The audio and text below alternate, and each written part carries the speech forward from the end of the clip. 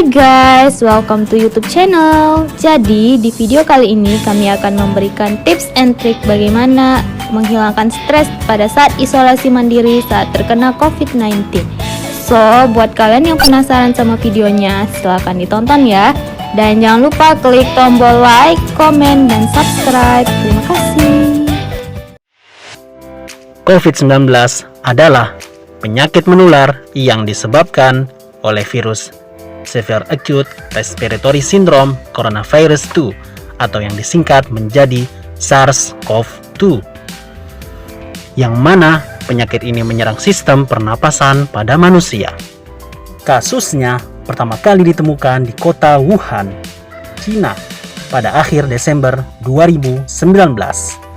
Setelah itu, COVID-19 menular antar manusia dengan sangat cepat dan menyebar ke puluhan negara, termasuk Indonesia, di mana Provinsi Riau menduduki urutan ke-8 nasional dengan kasus COVID-19 terbanyak. COVID-19 disebabkan oleh SARS-CoV-2, yaitu virus jenis baru dari coronavirus, kelompok virus yang menginfeksi sistem pernapasan. Awalnya, COVID-19 ditularkan dari hewan ke manusia. Setelah itu, diketahui bahwa infeksi ini juga bisa menular dari manusia ke manusia. Penularan COVID. Pertama, tidak sengaja menghirup percikan droplet yang keluar saat penderita COVID-19 bersin dan batuk. Yang kedua, memegang mulut, hidung, mata tanpa mencuci tangan terlebih dahulu setelah menyentuh benda yang terkena droplet penderita COVID-19. Yang ketiga, kontak jarak dekat kurang dari 2 meter dengan penderita COVID-19 tanpa menggunakan masker. Apa aja sih tanda dan gejala jika kita positif COVID-19? Nah, biasanya tanda gejala muncul dalam 2 hari hingga 14 hari setelah berkontak dengan pasien positif COVID-19. Tanda dan gejalanya dibagi menjadi 3, yakni gejala ringan, gejala sedang, dan gejala berat.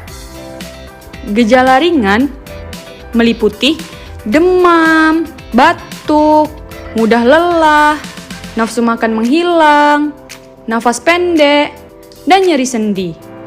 Kemudian, gejala lainnya itu ada sakit tenggorokan, hidung tersumbat, sakit kepala, diare, mual dan muntah, hilang penciuman, dan hilang rasa. Kemudian gejala sedang. Gejala sedang ini meliputi demam, batuk, sesak, dan nafas cepat. Gejala berat meliputi demam, batuk, sesak, nafas cepat, frekuensi nafas lebih dari 30 kali per menit, distress pernafasan berat, dan SpO2-nya kurang dari 93. Kapan sih kita curiga kalau kita terkena COVID-19? Yang pertama, menemukan tanda dan gejala yang sudah dijelaskan tadi. Yang kedua, itu ada kontak erat dengan pasien terkonfirmasi COVID-19. Kemudian yang ketiga, riwayat bepergian ke daerah yang tinggi penularannya. Yang keempat, melakukan aktivitas yang beresiko seperti mengikuti acara di luar rumah, masuk ke dalam acara, dan kegiatan yang berkerumunan. Yang kelima, bekerja di tempat yang beresiko penularan. Contohnya, seperti tenaga kesehatan, kemudian di tempat tertutup dengan ventilasi yang kurang baik, dan pekerjaan yang bertemu dengan orang banyak di setiap harinya. Apabila sudah muncul gejala, yang pertama kali kita lakukan adalah pemeriksaan swab antigen. Jika dari hasil pemeriksaan swab antigennya negatif, dilanjutkan dengan pemeriksaan swab PCR. Jika dari hasil pemeriksaan swab antigennya positif dan kita berkontak erat dengan pasien yang terkonfirmasi COVID-19, maka tidak perlu dilakukan pemeriksaan PCR lanjutan. Cukup dengan pemeriksaan swab antigen saja. Jika timbul gejala ringan, maka hal yang harus dilakukan adalah isolasi mandiri di rumah. Jika gejala sedang dan berat dan adanya sesak nafas, maka dilakukan isolasi di rumah sakit. Kondisi seperti apa sih yang bisa dilakukan isolasi mandiri di rumah? Yang pertama, yaitu usia muda. Yang kedua, tidak memiliki penyakit bawaan. Yang ketiga, memiliki gejala yang ringan. Yang keempat, rumahnya memenuhi syarat untuk isolasi mandiri, seperti ventilasi dan pencahayaan masuk matahari yang cukup, dipisahkan dengan anggota keluarga yang lain, dan mempunyai kamar mandi sendiri. Berapa lama sih isolasi mandiri itu?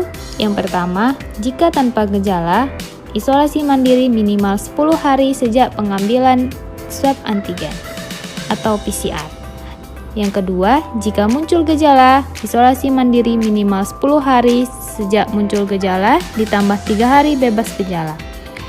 Yang ketiga, apabila berkontak erat dengan orang yang terkonfirmasi COVID-19, maka isolasi mandirinya 14 hari. Tips and trik saat isolasi mandiri. Pasien COVID-19 seringkali mengalami kebosanan dan jenuh dalam menjalankan isolasi mandiri yang bisa mengakibatkan menjadi stres. Berikut tips agar tidak stres dalam menjalani isolasi di rumah. Yang pertama, melapor ke puskesmas terdekat.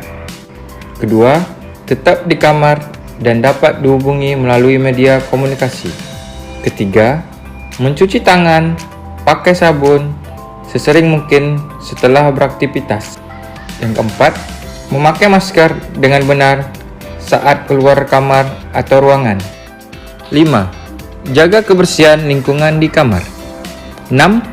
Melaporkan kondisi kesehatan setiap hari pada petugas kesehatan. Trik pada saat isolasi mandiri. Pertama, fokus pada apa yang bisa kita lakukan. Kedua, lakukan kegiatan yang disukai dan membuat kita rileks. Ketiga, minta dukungan orang di sekitar. Keempat, jaga tubuh dengan pola hidup sehat. Kelima, batasi paparan berita dan media sosial.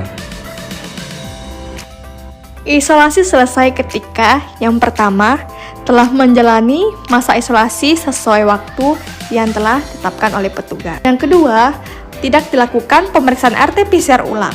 Dan yang ketiga, mendapatkan surat keterangan selesai isolasi dari petugas kesehatan pemantauan kondisi harian. Dan yang keempat, laporkan kondisi kepada puskesmas sesuai dengan domisili pasien. Dikatakan sudah sembuh bila yang pertama, sejak awal tidak bergejala dan sudah melewati masa isolasi 10 hari dan tidak muncul gejala apapun selama isolasi. Dan yang kedua, bila sejak awal bergejala dan sudah melewati masa isolasi minimal 10 hari dan ditambah 3 hari bebas gejala. Dan yang ketiga, pada gejala berat bisa dikatakan sudah sembuh bila hasil tes PCR-nya itu negatif 1 kali.